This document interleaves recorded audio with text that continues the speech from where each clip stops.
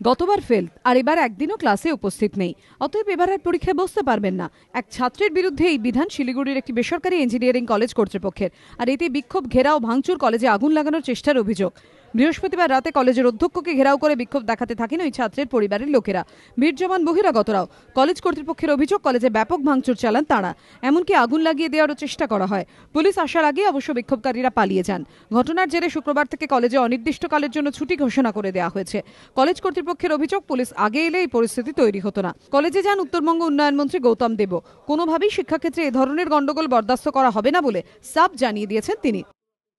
কিছু হুলিগানস এরা বাইরে দাঁড়িয়েছিল, তাদের মধ্যে কেউ কেউ বলছে ছাত্র, they are most of the people they are outsiders.